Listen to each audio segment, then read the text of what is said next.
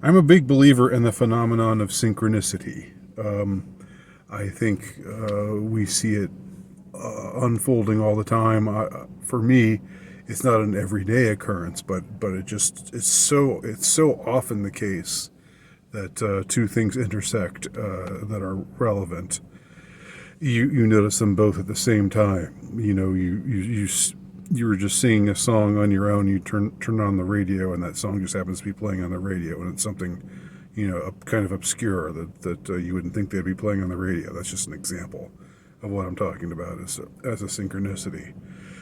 The other day, in my last video, actually, I talked about my unfortunate encounter with these hateful, rage-filled she-demons who were cluttering up the thread, the Instagram thread of a particular supposedly pro-conservative female journal, Evie Magazine, who had just gotten on. I don't know if they were regular readers who were just baring their fangs, showing us their true colors, or if it was just a case of the thing getting hijacked by feminists red in tooth and claw, particularly angry, particularly insufferable feminists. But in any case, I detailed my encounter with them in the video that I recorded yesterday, and they're just amazingly angry, vengeful, vindictive, hateful reactions to the notion of male suffering. But I don't need to go over that ground again. You can watch that video if you haven't seen it yet, if you're curious. But it just so happened that at the same time as I was talking to those lovely ladies, I noticed that a certain old movie that I'd always liked, but which now is kind of obscure, but it's interesting because this movie was directed by Mary Harron, who directed American Psycho. And American Psycho is just like this huge phenomenon, much bigger than it ever was at around the time of its release in the year 2000. So this is a movie that I came across, and the synchronicity is it's a movie called I Shot Andy Warhol. Features Lily Tomlin as Valerie Solaris, I think is how you say her name. I'll just call her Valerie. I'm not absolutely positive about the pronunciation of her last name. But she plays this completely unhinged feminist in the 60s, in the late 60s, who wrote a manifesto called Scum, which stood for the Society for Cutting Up Men. And this Valerie was an interesting sort of character, sort of very borderline. I mean, she was like, pretty much mentally pretty out there. But she sort of hung out in New York, and ended up getting involved with the Andy Warhol, the factory scene of Andy Warhol, which were these very amateur movies that he made with just people that he found interesting, sort of like pop art, the version of pop art, but in cinema form. And these movies were just legendarily bad. Bad dialogue, bad acting, but sort of, I think, have attained this level of being camp classics. So Valerie S, I'll just call her. She's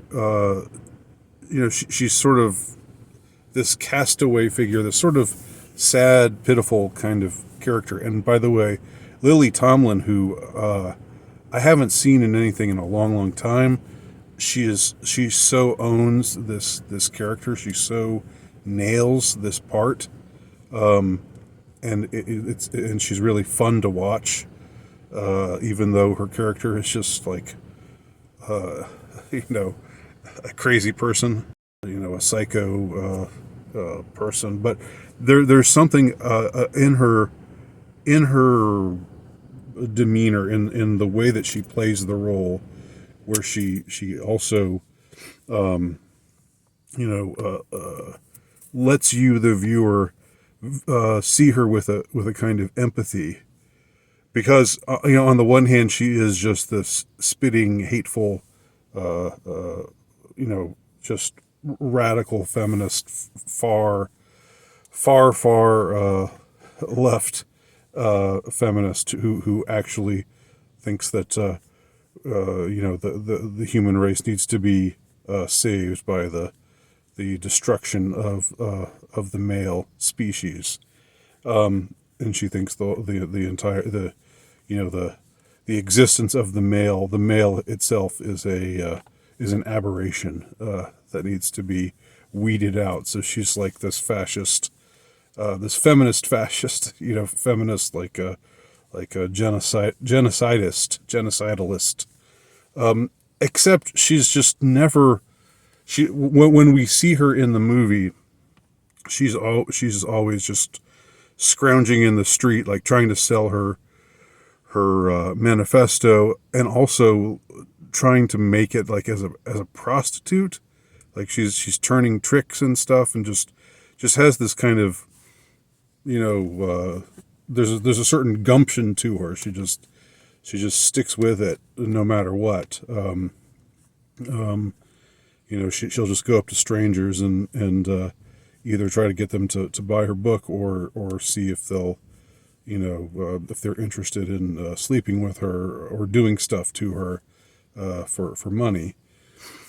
And you know, even though she's a lesbian, she you know, does, and she hates men, supposedly, she still you know, ends up hooking up with a bunch of guys, and she eventually you know, gets her tentacles around the rather hapless Andy Warhol, as he's portrayed in this movie, who's just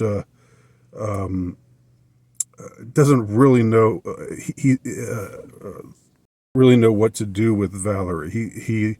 He likes her. He thinks that she's interesting, and ends up casting her in a couple of his films. But he's also kind of frightened of her, as he should be, because she ends up shooting him. Hence the name I Shot Andy Warhol. This is based on a true story.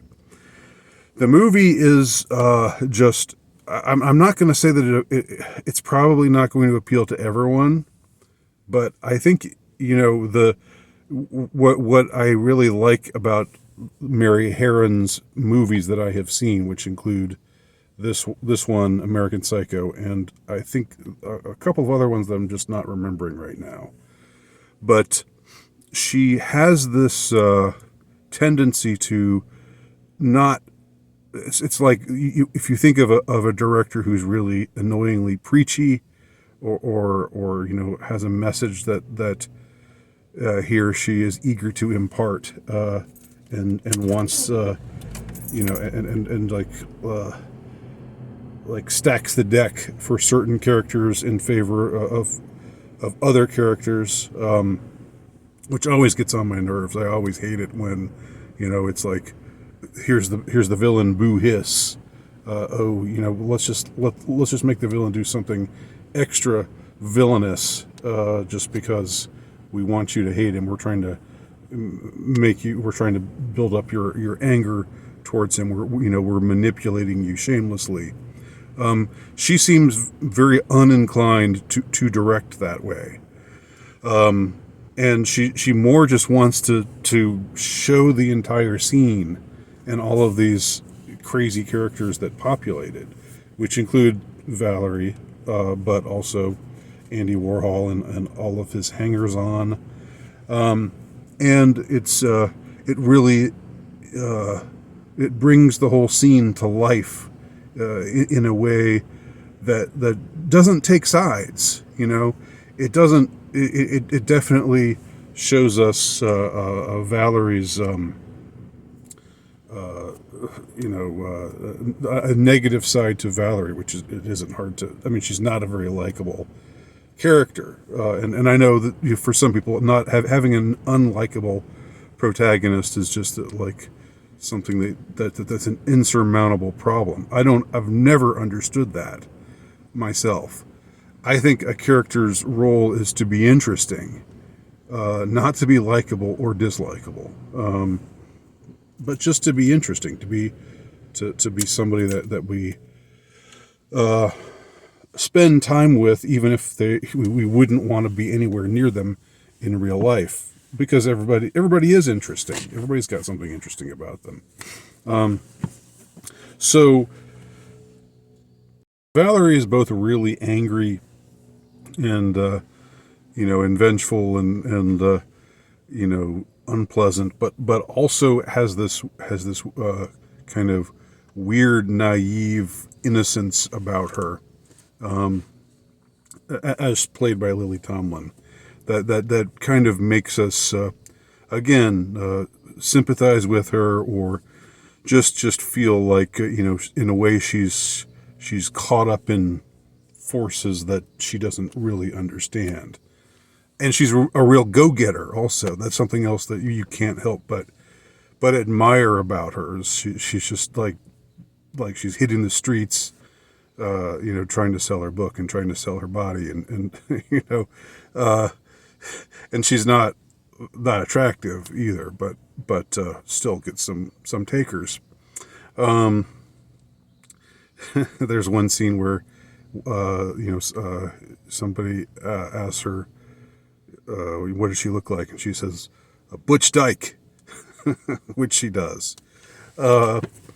So we see this saga unfold. We see this tragedy really unfold, because the shooting of Andy Warhol, even though he survived this assassination attempt, was, according to the film anyway, something that he never really got over.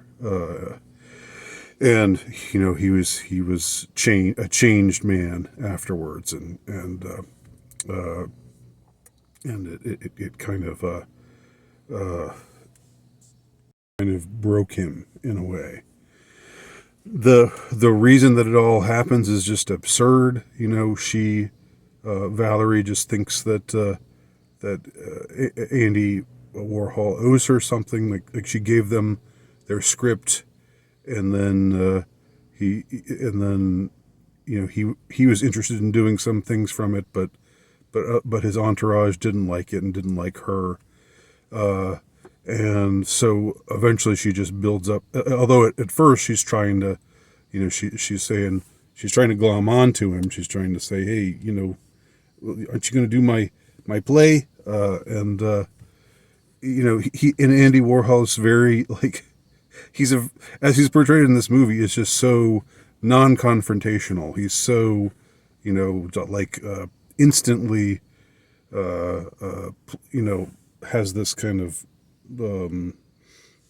passive demeanor, and he tries to be nice to her over and over and over again, while also eventually wanting to eventually seeing that she's a problem, and that she's potentially poses a danger, that there's no telling what she might do.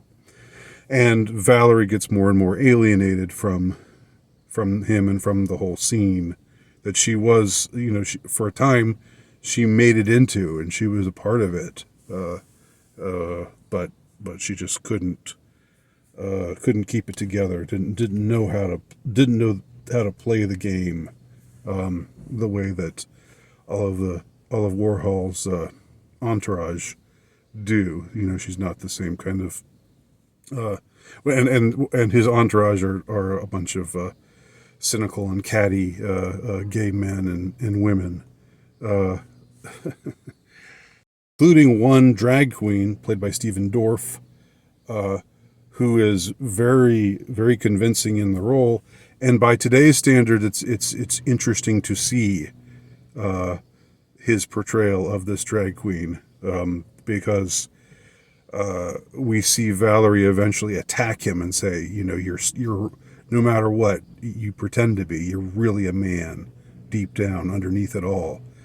So by today's standards, like even though she's this way out there feminist who, who's misandrous to the max, she also would be called transphobic by today's standards, which is pretty funny.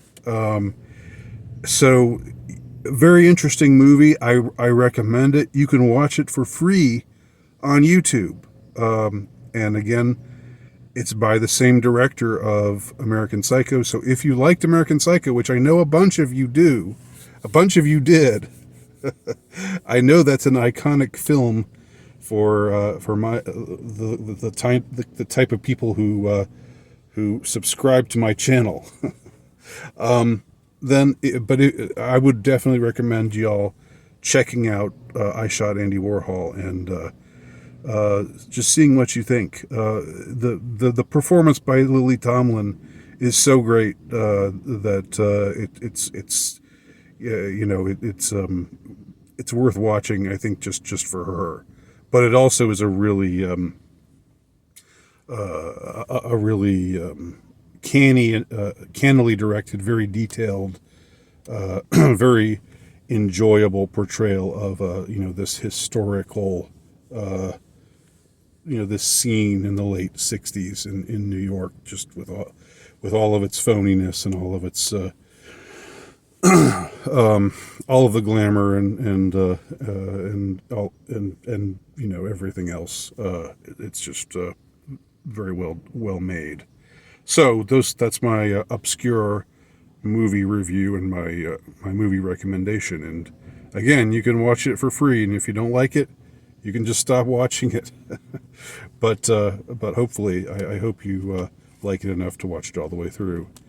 And I will leave the link to it below. Thanks for watching.